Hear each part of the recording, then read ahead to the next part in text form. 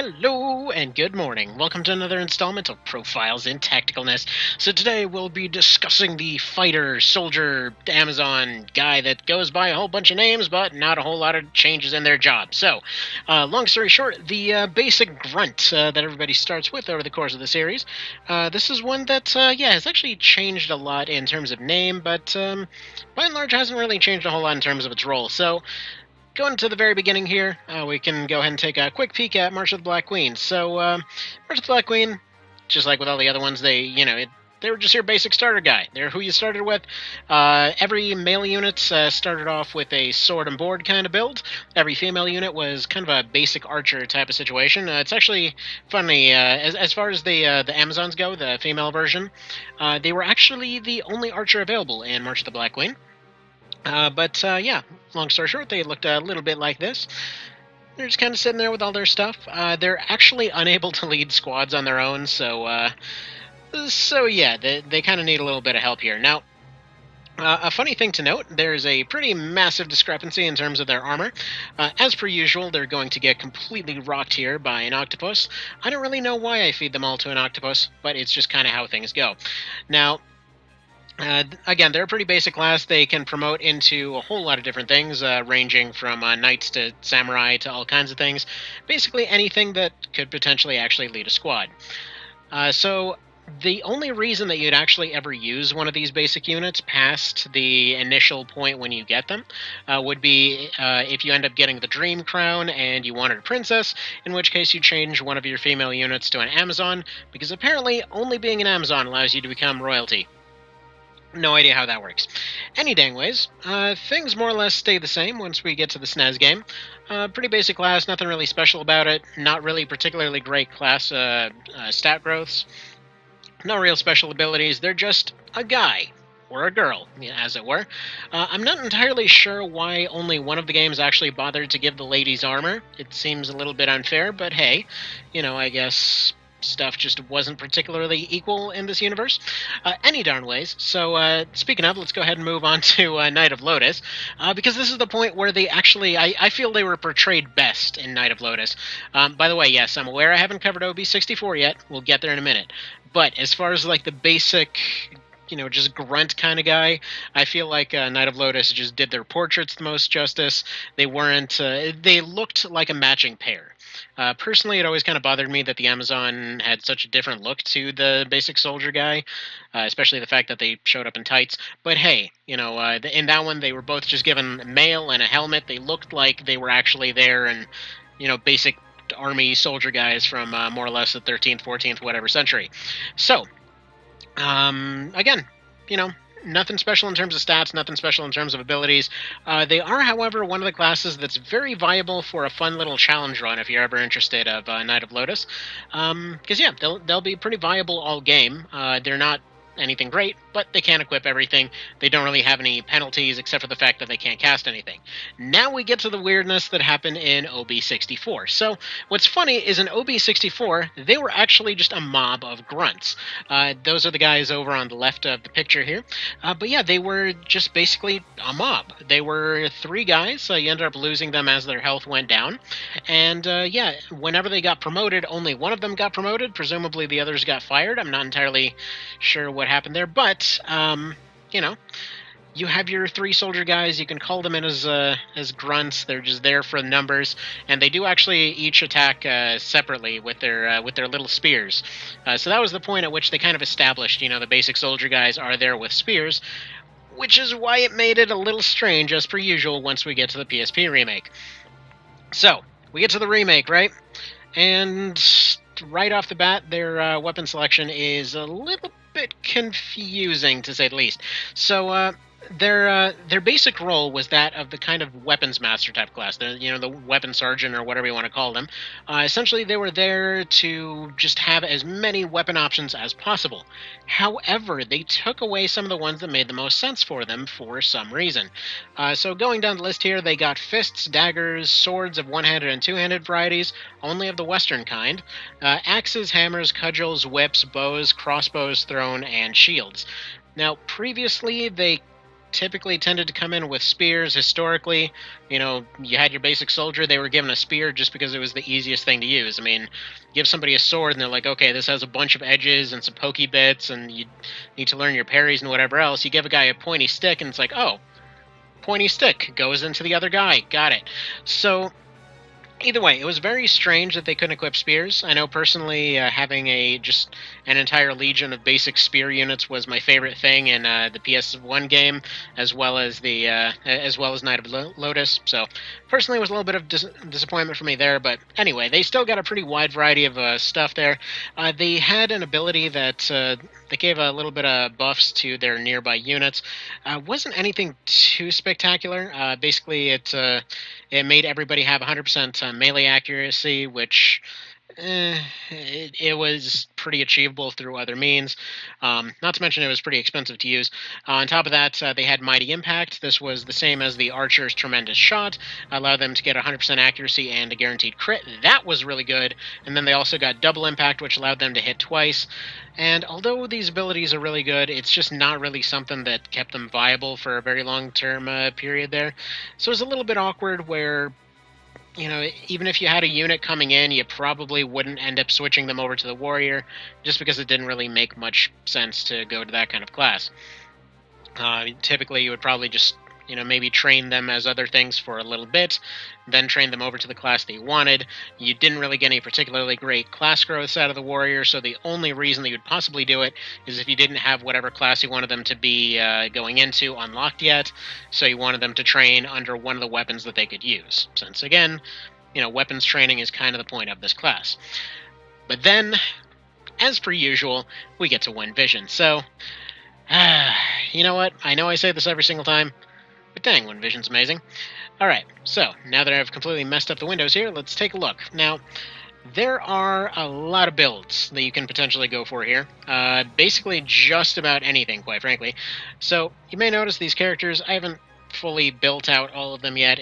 Mostly I'm just here showing off what they can do.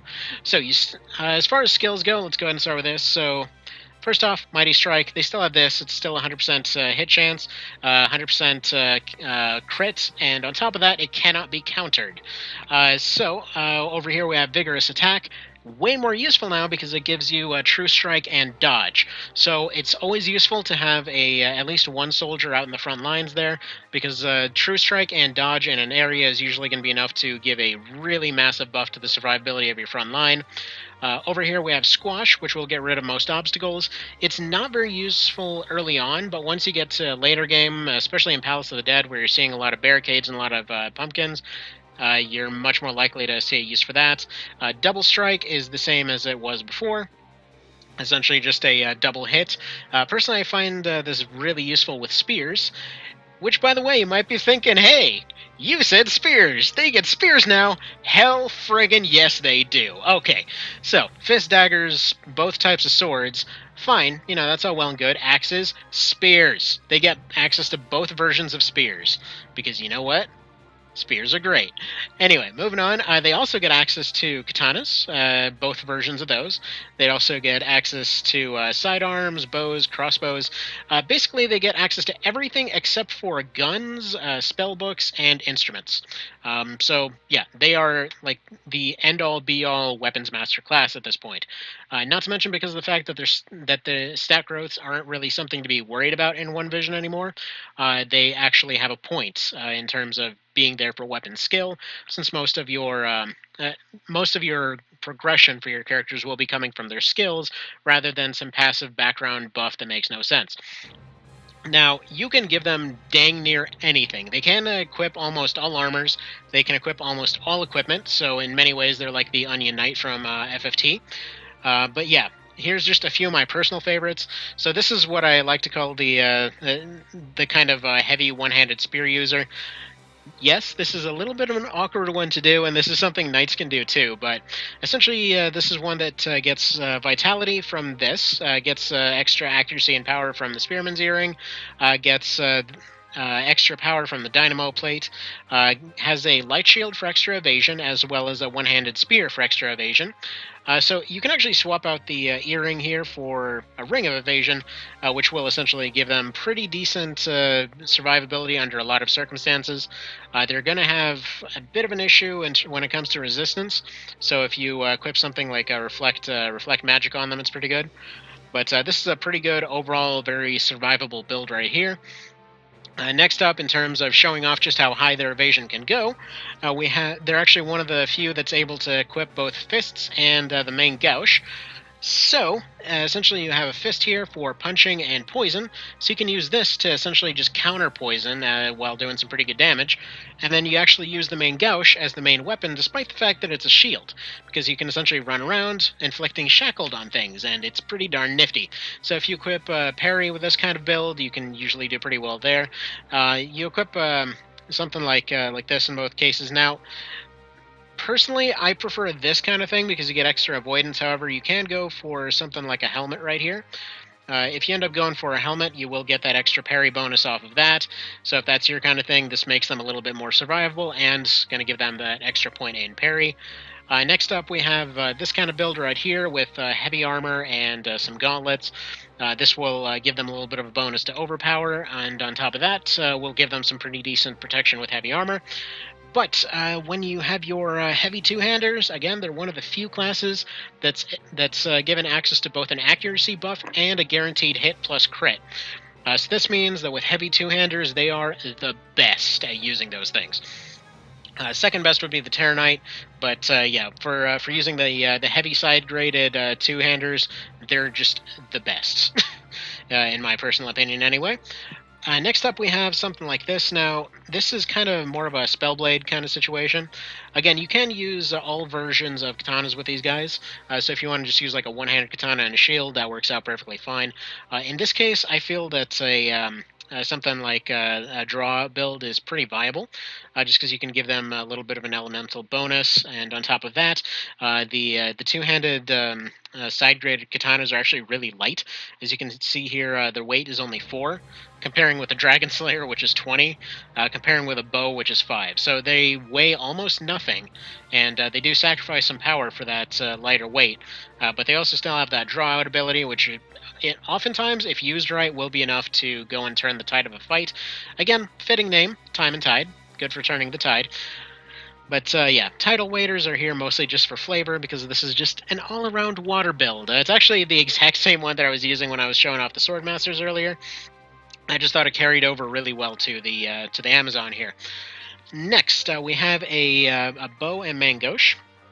Now, arguably, it might be a little bit better to just have a light shield, just to give them some extra survivability. But this is one that I've been having a lot of fun with in my main in my main run that I've been doing on the side here. Wherein it's a short bow and a parrying dagger. A short bow just for general harassment type damage. Then once they get close, they try to put out shackles, and then they use a void ring to try and basically just counteract the weight of almost all their equipment. Actually, the only thing that they're actually taking weight from at this point, like let's see, we have 5 over here, we have 2 over here, 2 over here, so they only have 7 weight from all of this equipment. So potentially this can be swapped out for something else, make them run around as if they were naked. It's pretty fantastic. So this can be pretty fast. It's a really good damage plus shutdown build if that's your kind of thing. Yeah, I think that's all there is to say about that one. I think it kind of rocks. That's why they've got the rock coat. Our puns. All right, and also lastly, last of my favorite builds. Again, bear in mind, this is in no way saying that these are all the builds. You could do hundreds of builds with these guys, and they would be amazing. But these are just my personal favorites off the top of my head. Over here, we have a kind of a reflective throwing weapon type build. So we have a throwing axe right here, a magic reflecting shield. So this will inflict silence if it hits somebody, and gives a passive reflect magic type thing. We get dynamo plate for some extra damage. We get overguards for some extra damage, and then over here we have a seal of finesse. Now, these overguards can be switched out for something like nomad gloves or whatever else. It's really just up to your personal discretion, or you go for some general purpose ones like damask. Damask will be better for just kind of like general purpose damage. You've basically got some that are heavy, some that are medium, some that are crit based, that kind of thing. So these would be the medium variant here with a strength and dex bonus. Uh, Personally, I think it could go either way, just because if you want to end up hitting silence on somebody, if you get a strength bonus, you can do some pretty good stuff with a shard shield. Yes, I know I'm thinking about damage from kind of backwards locations here, but still, I think it's pretty darn nifty. So yeah, this allows them to basically shut down mages, shut down other stuff from long range, essentially just keep pressure on and mess up people's movement with a throwing weapon. And yeah, overall, high damage, high shutdown potential, can do some pretty cool stuff with it. Arguably, you could probably even just go and give them like a heavier armor, and maybe put a second melee weapon here, because again, they get access to a lot of stuff, especially axes. Axes and shields are really good on them. Hammers and shields are really good, or just go for a two-hander hammer. Their 100% hit chance means that when you're running in and having them potentially get the stun from these things, putting it up to 100% is absolutely fantastic. Um, Again, they get access to whips too. Whips are another one that I feel are really underappreciated. So, for example, if we went and gave them the Holy Comet, even just this setup right here, like just Damask, Finesse, and Dynamo Plate, this will mean that they can attack diagonally. This will mean that they have 100% hit chance while attacking diagonally, and on top of that, they can mess up accuracy every time they do. So, usually with how much attack power you're getting from whips, it's usually going to be enough to charge them up for another attack the following turn. Either way, very versatile class. Easily one of my favorites at this point. I personally always keep at least one in the party. But all right, hopefully this was helpful. Hopefully it was informative to some degree. Do the whole subscribey likey thing if you liked it, and thank you for watching. Have a fantastic day.